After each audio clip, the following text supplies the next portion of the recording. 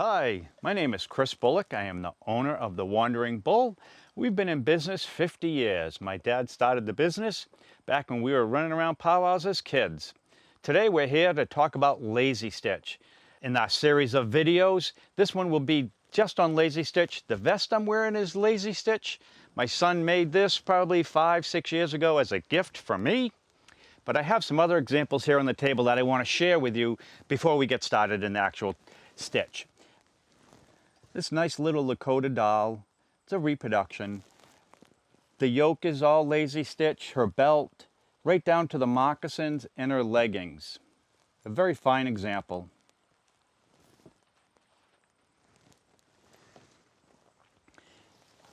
And here's a bag. It's a rosette, but it's done in the Lazy Stitch style, as well as the top, and then the strap. This piece here was once a pipe bag. It would have a nice long top and quill work at the bottom, but this guy's seen better days. But I just wanted to show you this example. It's a fine piece of beadwork done on brain tan with real sinew, even the little feather detail at the top.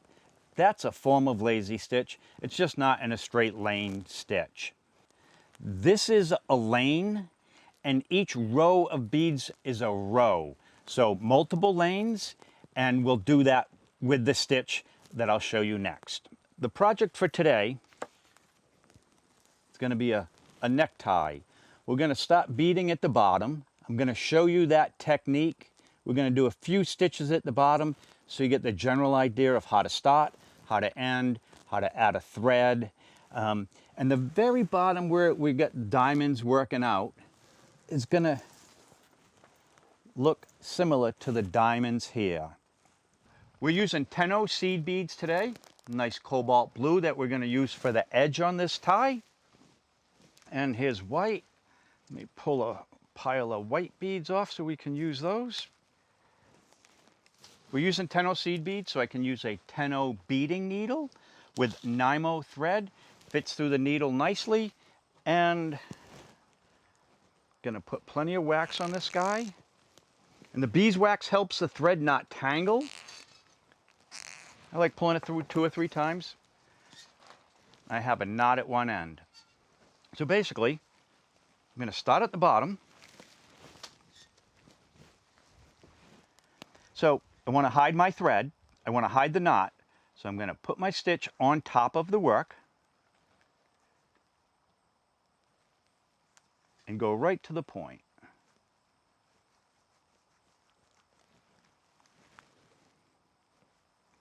So now as I pull that thread through, I'm going to bead over the knot so you won't see it. And basically with this technique, and I'm using smoked brain tan deerskin, I'm only going to bead halfway through. So the back will have no knots and no thread will pop through. So I'm happy with that.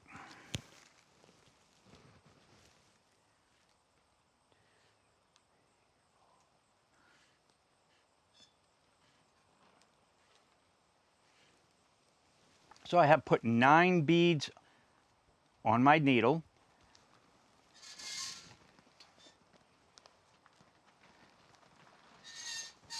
And as you can see, that guy will line up nicely with my line that I have already drawn. I'm going to keep my needle to the right side of this line.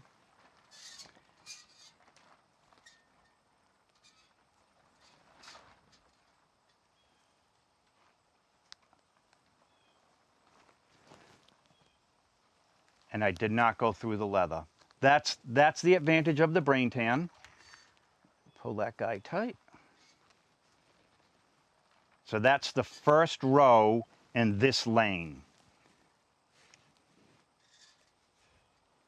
Another 9 beads. And I'm going to go to leave a little bit of space from my previous row. I want them to bunch up. I want them to be spaced out nicely.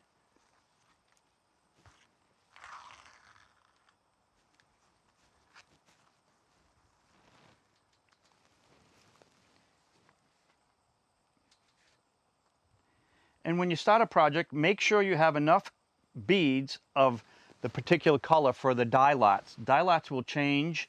Every time we import beads, the dye lots change. You would think blue is blue, but blue does not always come back in as blue. So I have another 9 beads on. Slide it right next to that black line. I like to keep the beads on the original factory hank. Keeps them neat. Slide them right back in the original bag. And if you buy beads from us, which I hope you do, if you keep the bag, it has a code number on it, and we can match that bead for the most part, except for a potential dye lot variation, which we have no control over. So in buying beads for a project, make sure you buy enough the first time. It's nice to have extra, opposed to scrambling in the end to fill in a color that is just not available in the country.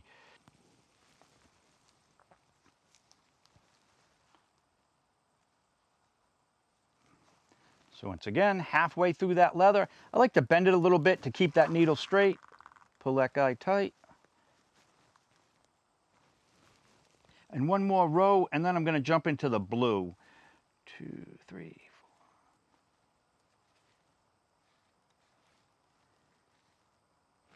Another 9 beads.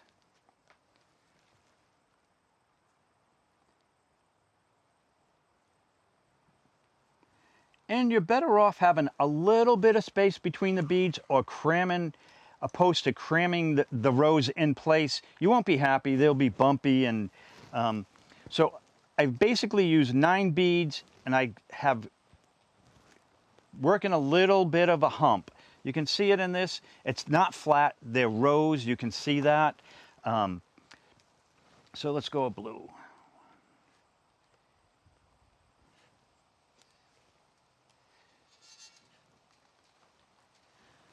Once again, 9 beads, and my 9 is a little short. I'm going to throw one more bead in there, so I'll have 10 beads. My blue beads are obviously just a little bit smaller than the white beads.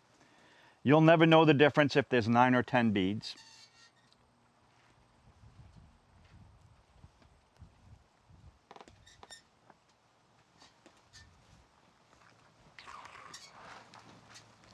So there's going to be, so I'm going to basically do a blue border except for the white diamond right at the tip. I'll do a couple more rows of blue here.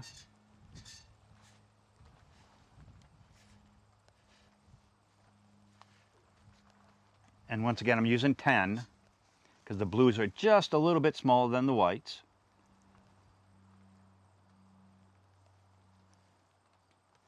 And that spacing between the needle and that previous row, I want to give myself a little more room. I'm going to take the needle back out, slide it back in. I like that placement better.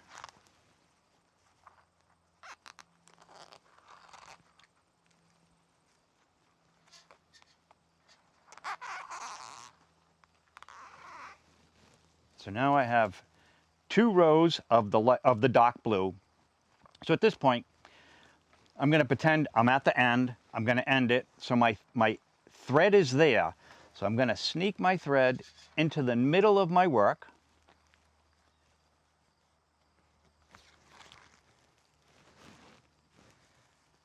And tie a quick knot. So I like putting the needle through, wrapping that thread around it a couple of times. Pulling once, do it one more time.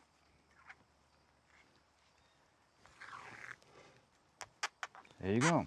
So my knot is not on the back. It will be hidden on the front. I'm going to bead over it. So I'm going to cut this thread off. I'm going to retie my knot that I have my thread right in my hands.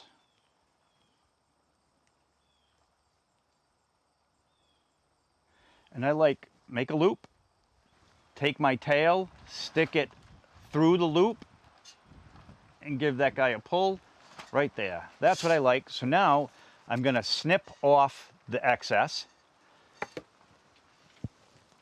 Going to wax my thread again.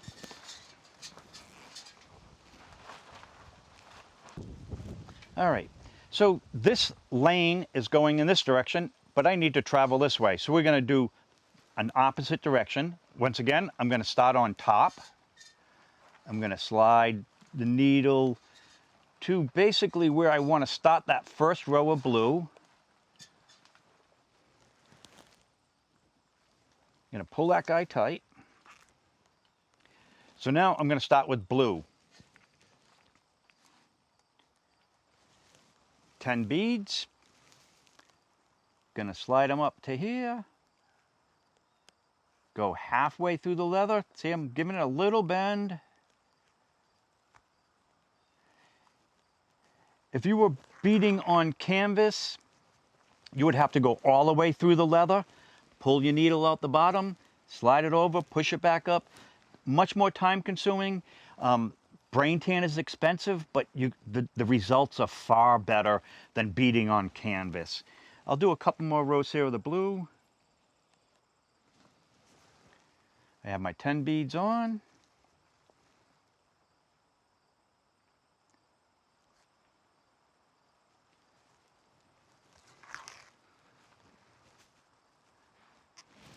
I'm happy with that. I'm going to put another row on, and then I'll take my needle out again, and we'll move upper lane.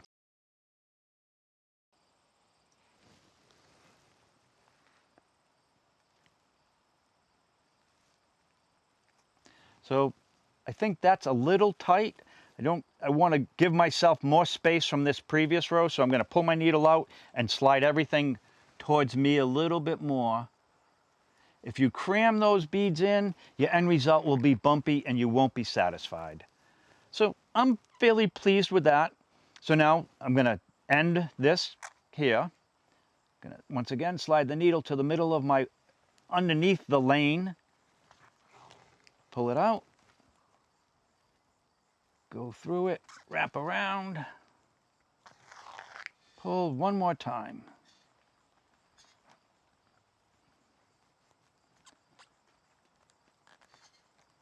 Wrap around, pull it. Nice snug knot. I'm pleased with that.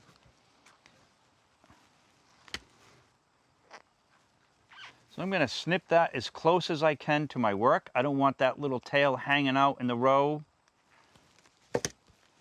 So I have my thread in my hand again. Another loop. Pull that guy through one more time. Pull that guy through. I have a nice knot. Cut the tail off. So you get the basic idea.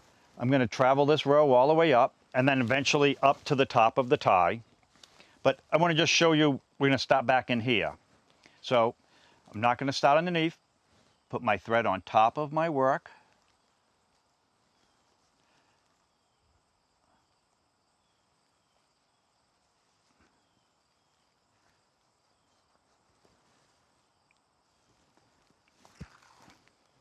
So this lane travels this way, and then I had this additional one to go up.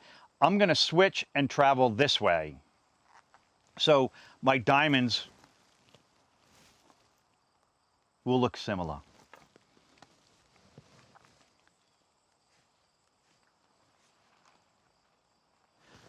Have 9 beads on. The whites are a little bigger than the blues.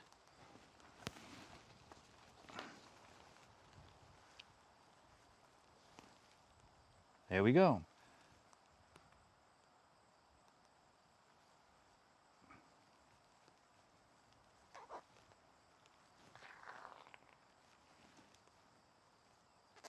I'll do a couple more rows. My thread's getting short. 9 beads on.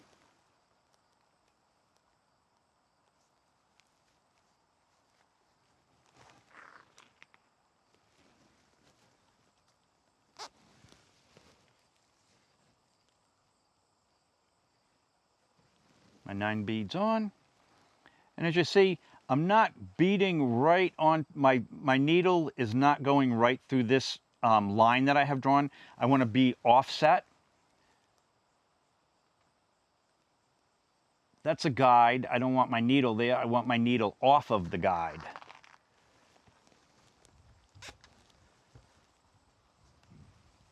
I'll do one more row of white, and I'll tie it off again, and I'll show you some other stuff. Once again, one more. So when my son was beading my vest, he's basically said that he could do 7 inches of lazy stitch in an hour. So 7 inches in one lane.